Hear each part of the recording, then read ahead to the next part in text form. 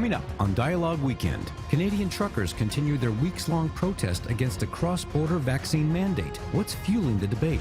Sales for winter sports equipment jumps to a new level during the Beijing Olympics. Is China's ice and snow industry heating up? And this week's Newsmaker, now on Dialogue Weekend.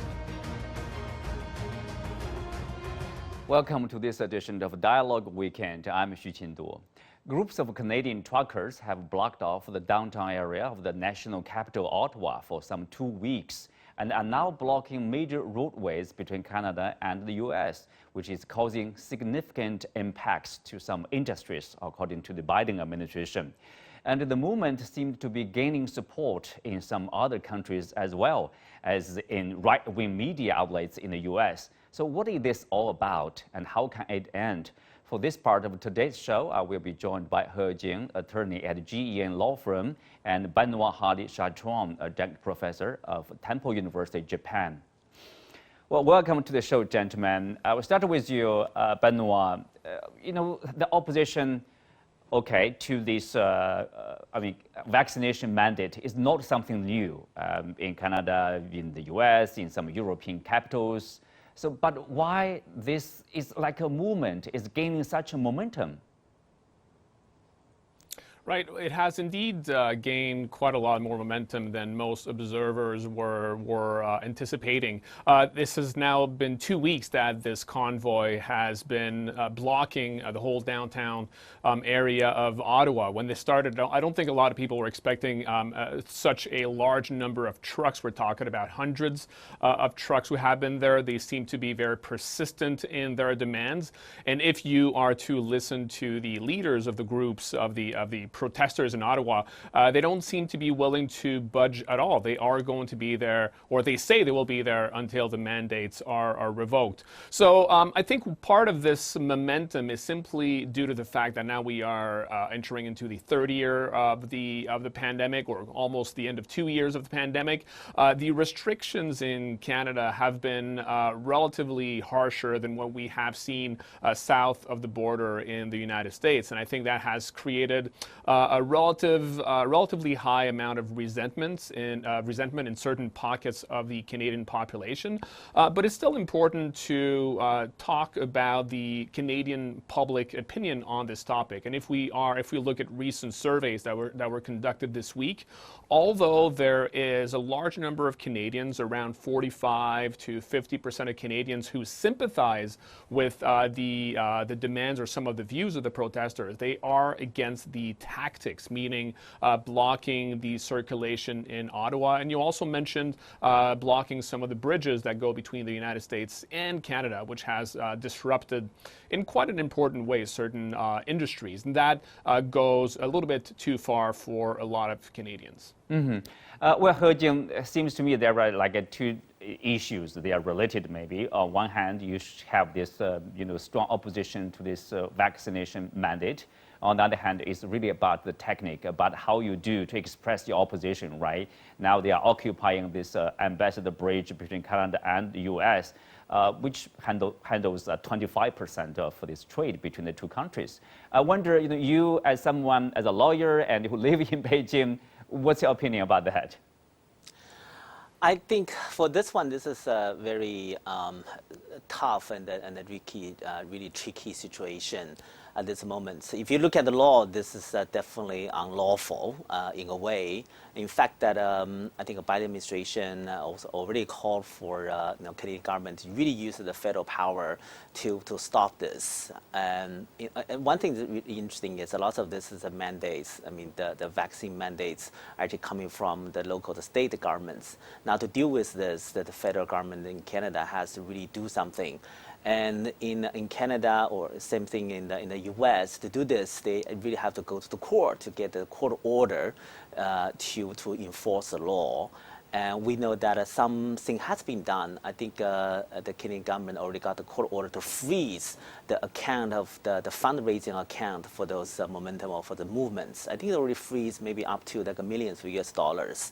So that's just the one thing. On the other hand, the tricky thing is that when you have this large number of the truck drivers doing this, it's something becoming more towards like a political. It's not. It's gonna be both legal and probably really big political decision for the Canadian government to decide to take a very strong approach to stop this. That really means that they have to really use the police powers to do something quite dramatic if they really want to stop it.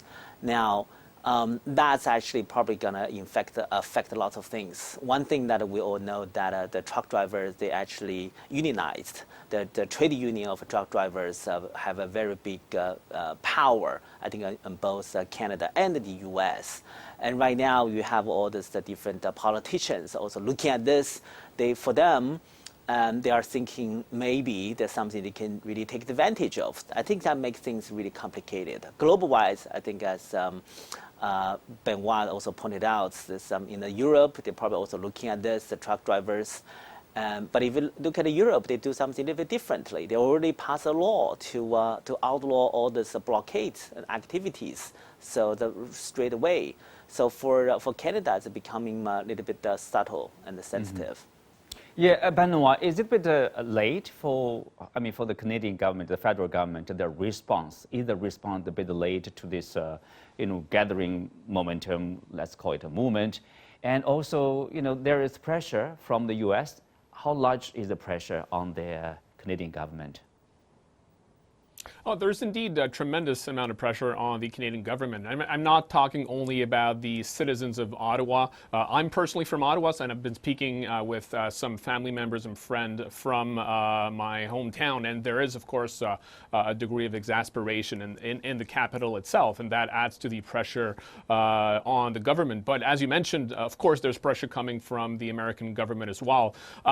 Indeed, some of the pressure is about simply what is perceived as the lack of action on the part of the Canadian government. It's not like they haven't done anything so far, but the fact that they have ultimately allowed the truckers of the convoy to basically set up shop in downtown Ottawa right in front of the national parliament, it has been seen as a kind of demonstration of pure inaction by the government.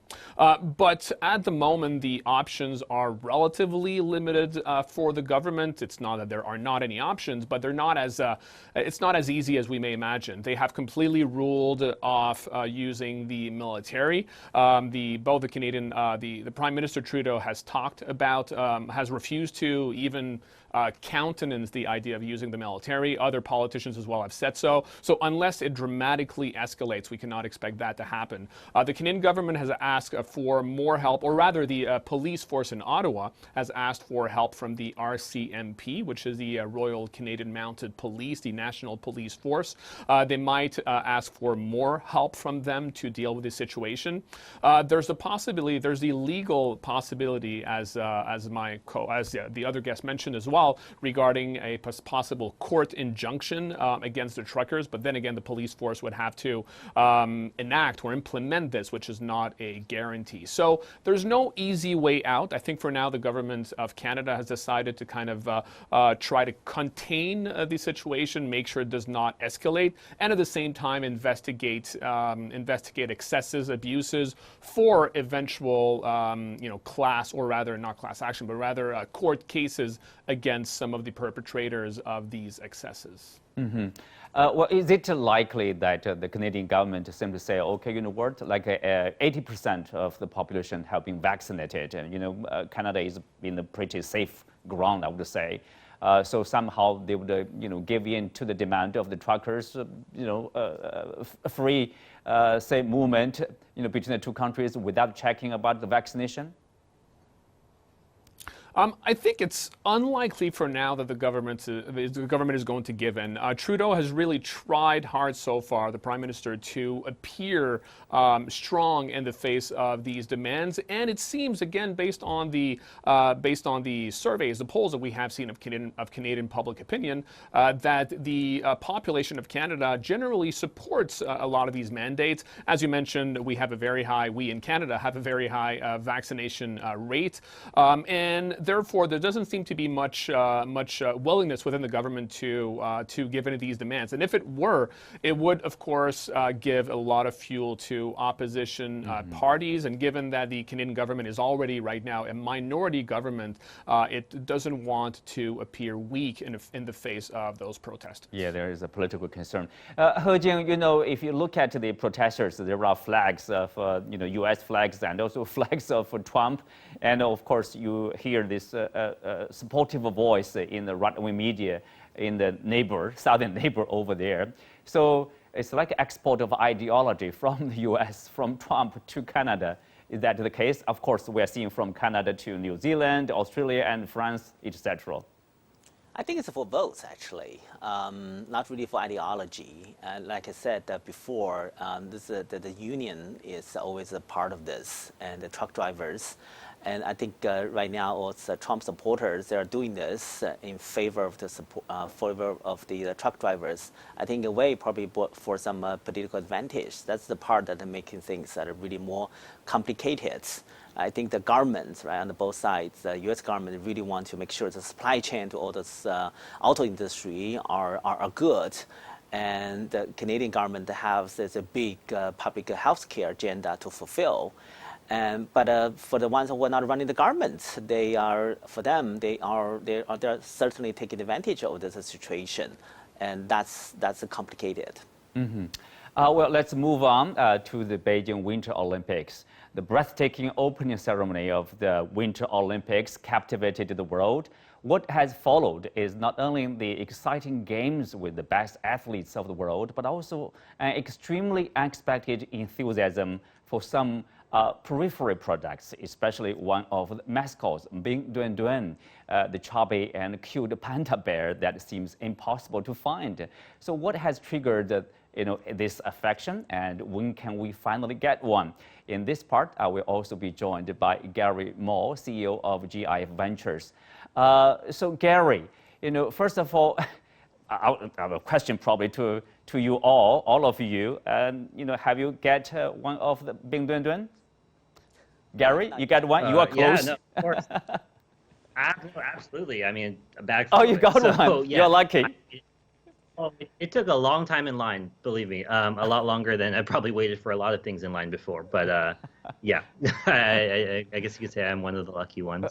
He Jing, did you get one? Not yet. I probably should have a place of order right now, no, tonight, after this. Yeah. And Benoit, I know you are in Japan, but interestingly, for me, my impression when I noticed the Bing Dwen Dwen is actually from Japanese media. So it seems to me like in Japan it is very popular too.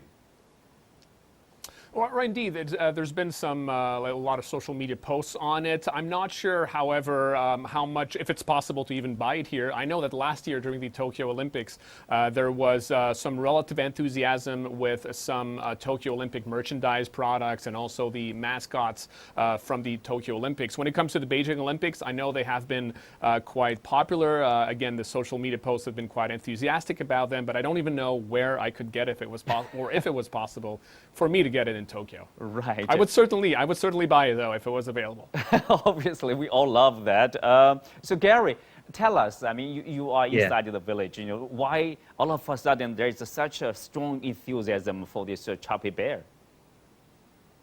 Yeah, I mean, I think one of the biggest things I think is that so these are sold right in basically the official Olympic stores. There's ones inside the bubble. There's ones out. Yes. But I can tell you those gift stores were open before the Olympics started. And back in those days, there were lines, like maybe you can wait 10 minutes, 20 minutes to get into the store. But yeah, as soon as the game started, maybe 1 or 2 days, like the earlier panelists mentioned, it went crazy on Chinese Douyin TikTok, right? Like all of these, the mascot getting stuck in a door, like all these dances people were doing, with the panda. And suddenly a 10-minute line exploded into 3, 4, 5 hours, right? Oh. And then they started having a limit to like 1 keychain per customer, one, of certain items at a certain time. And I think part of the reason is really that, leading up to the event, I think given all of the context and how difficult, it is to hold a public event right now, it was hard to really say. But then when the event started and everything is running smoothly, and then there's audience members, and I think that's really when everyone got really excited, and in combination with social media, right? And I would say the popularity of the mascot is also really a celebration of how awesome it is that, the games are really running now, and everything is, going amazingly with, amazing moments and amazing athletes. Mm-hmm.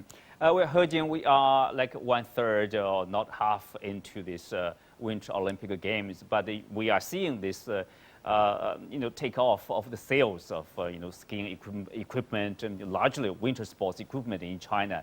Are you seeing this, I think it's almost like expected, growing enthusiasm, especially among the young people? I agree with Gary and Benoit. I think Winter Olympics probably has been exceeding the expectation of everyone. Looking at the opening ceremony, looking at the games, I think the charm, right, the magic of the winter sports really captured more than ever of the attention, whether it's the Chinese consumers and the people around the world. I think especially in China, in the last few years, we saw definitely a very clear a climb of the interest, right, in China about the winter sports. But this time it's probably really lit up the fire of the passion over this. And I think another thing, when we come to the mascots, I really want to get the Bing Dwen Dwen. I think one of the reasons for this popularity, maybe we should thanks to two things, right? One thing is that the younger people and the consumers have now have the sort of a different taste of the buying this merchandise. They are now having the extra the taste to buy it. Another thing is thanks to probably the better IP protection, and I have the IP enforcement background. We were checking, and almost no counterfeits at all of this, the mascots. This is a big thing, and it looks like the platform has done an extremely great job in terms of stopping any potential counterfeits. So this is making things very, very good for the legitimate the merchandise that Bing Dwen Dwen have find itself really hard to be available. But I'm trusting the manufacturing capacity. It's probably the supply will be good enough for many people to get one. Yeah, to meet the demand of the market. I totally agree with you. If this happened, I don't know, like 5 or 10 years ago, probably you wouldn't be meeting such a situation like, oh, there is a lack of Bing Dwen Dwen or lack of any mascots, because some of them probably will be available on this called black market or counterfeit products over there. But now it's all licensed. So I do see a strong awareness. I would say people, yes. All of them follow closely to this. This is absolutely a good sign of very strong IP protection in China. Mm-hmm. I know that's your expertise. You love that. Benoit, obviously, you have been watching. I know you are a winter sports fan. You have been watching so far this, a few days into this games. What's your impression? Yeah, well, of course, as you pointed out, I'm a big winter sports fan coming from the cold in Canada. Whenever I remind people here in Japan that I'm from Canada, they always ask me about winter sports, if I play ice hockey or ski or something like this. So indeed, I've been paying quite a lot of attention, and there's been quite a few beautiful performances so far. As the other guests have mentioned, everything has gone according to plan. Everything has gone even better than according to plan, so it's been great to watch. I've been paying particular attention to the ice hockey tournament, as you can imagine, and to me that's been very good. And of course, always happy to notice that the Canadian ice hockey team, both men and women, are doing very well. So of course, so far the Olympic Games have been good and fun for me to watch, and the China has been doing very well, as was expected as well. Yeah, speak of that, Gary, I know you are inside the village. It's a closed loop. Tell us, how things, operate, including this opening ceremony, the daily lives of athletes, the competition, etc. I mean, I can only really speak on my own behalf. I can say, honestly, from the inside, it actually, especially with the inclusion of the audience, it actually feels very normal. Like all the facilities are really busy. Obviously, the only thing is it's very safe in the sense that, there's testing sites everywhere. There's kind of protocols to make sure everyone is safe. But then, when you get into the arena, I would say, yeah, the really best way I can describe it is, for example, when Nathan Chen, had his amazing kind of run, or when Eileen Gu kind of wins the gold medal, that roar, that big crowd, like, oh, like kind of feeling is there, right? And it's not like people feel cautious that everything is a little bit dangerous or that COVID might have concerns. But I think once you're in that bubble, I think it's really normal life for everybody, basically, at this time. Mm-hmm. Well, Hejing, obviously, with the sales of, we expect more sales, obviously, of Bing Dwen Dwen, the mascots and the showroom. And also, you take a look at this official store of IOC. Basically, you have this, this overcoat and related products, the mugs, etc. People are buying that. I know that. And so, how will that contribute to this probably, to help cover some of the costs of hosting the game for Beijing?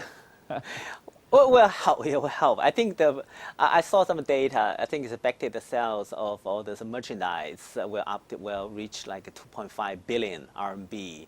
This is probably just only for domestic. I'm not sure how much will be worldwide. So it definitely help. I think this is a very interesting and a very good thing, right, for the sports industry.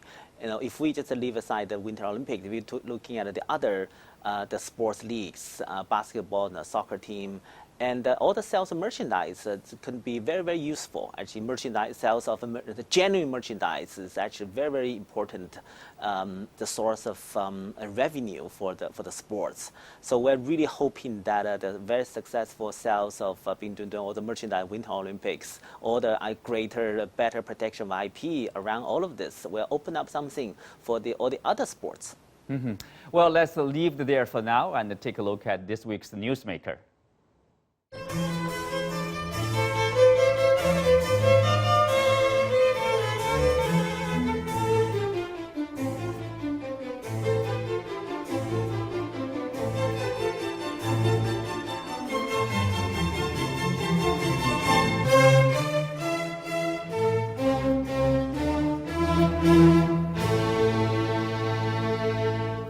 Well, after days of competition during the Beijing Winter Olympics, 18-year-old Eileen Gu made headlines when she won her first gold medal in the women's big air freestyle skiing event. In addition to her great performance, her career choice and life experience has also been the focus of a wide discussion that is already far beyond the realm of sports.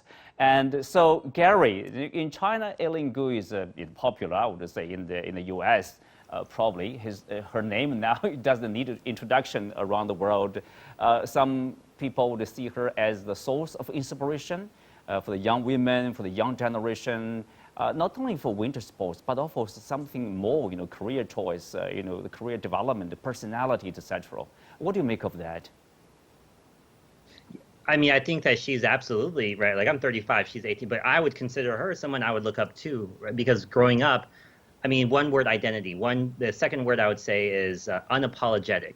I mean, growing up, the number one thing I wished was that as a Chinese American growing up in California, that I could be whatever I want to be. If I like rap music, I should like rap music. If I like snowboarding, I should like snowboarding. But so often growing up, there's this image that everybody else has an opinion of what I'm supposed to be, except for me. Like, I don't have an opinion. Right. But when I watch her, she very clearly, it doesn't feel constrained. Like, she loves this sport. She loves piano. She loves her cat. Like, these are things she said in interviews before, and people might try to steer her away from that and say, do you feel guilty? Do you feel negative? And she's like, no, like, this is who I am. And when I see that, and I know a lot of people with the same identity as her. I mean, she's from the Bay Area. I'm from the Bay Area. It's a source that this is possible. Like, whatever, I may not want to do snowboarding, but whatever I want to do, I can be unapologetic like that too, right? And bring that kind of love and energy right forward. The source of inspiration. Hejing, I know you have a daughter, and many young women in China would probably see Eileen as the role model, for their career development, for their future. As Gary rightly pointed out, the freedom for be me, to be me.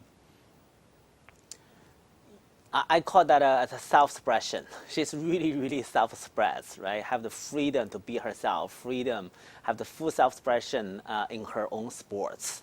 I think that's what she represented. To some people, she might be too perfect. Okay, some people may be using that as maybe as a pressure to their own children. But I think if people really look at her spirit, she really finds her self-expression in the sports. I think that's something very, very inspiring. She's a new superstar. Absolutely, in terms of marketing, I know, sports people, sports businesses, they are looking at Eileen as the next superstar in the sports market in China. But at the same time, Gary, I want to have your opinion about this more or less, let's call it a controversy over her success here. Some would say it's a little bit more difficult in the U.S. to swallow, at least in some media. Yeah, I mean, I think that there is, of course, that controversy that you can see in the media. But at the same time, I would absolutely not place that on. She didn't cause it. She has really, I mean, this goes back even further than her, right? And I think that a lot of, in the big picture, is really an example of how much the world is globalized, right? Like when I was a kid, it was really hard to explain sometimes to people that, well, I look Chinese, but I grew up in America. People would also make me choose one side, like, are you Chinese or are you American? Right? But the truth is, in my view, it's neither. I'm a mix, right? And I think more and more you have people whose parents are from different countries, whose parents might be even themselves like, mixed in a way.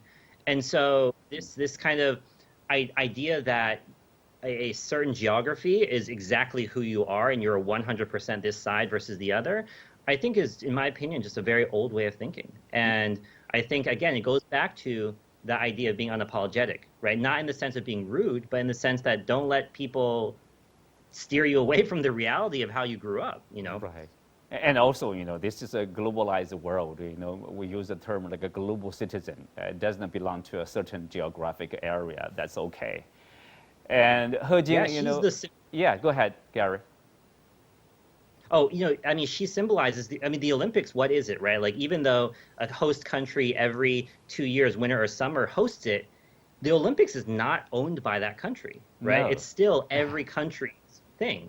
And so if that is what the Olympics is about, we should never make anybody who is themselves a representation of the world coming together. In this case, it's different cultures who love each other and then, gave birth to her. We should be celebrating it. That's exactly what the Olympic spirit is about. Well, He Jing, obviously, one, I think, this success of Eileen more or less, help people pay attention to this naturalization, the practice. It's pretty new for China, but we are seeing China is opening the door to the naturalization of talented, athletes, not only here in the winter sports, but also in football, for example. So are we, obviously, this is the beginning of the nation of a new practice here? I think naturalization has always been there in the sports world, right? Even I think maybe 10 or 15 or even long, maybe 20 years ago, right? I think the first one we heard in the Chinese, the sports world was a ping pong player, right? The He Zhili, right? Naturalized as a Japanese citizen. That caused a lot of controversy in part of our world. I think from that moment that we all know this. In just recent years, now we see, especially in this Winter Olympics, we saw, wow, the Chinese team has so many naturalized players. Some are originally, the Chinese born, or some are not.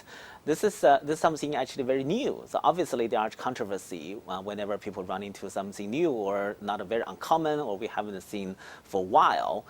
China does have a naturalization process. We have this law, the citizenship law, actually dated back to the 1982. That's one of the like a very quote-unquote old law, right? Almost at the very beginning, we had the new constitution.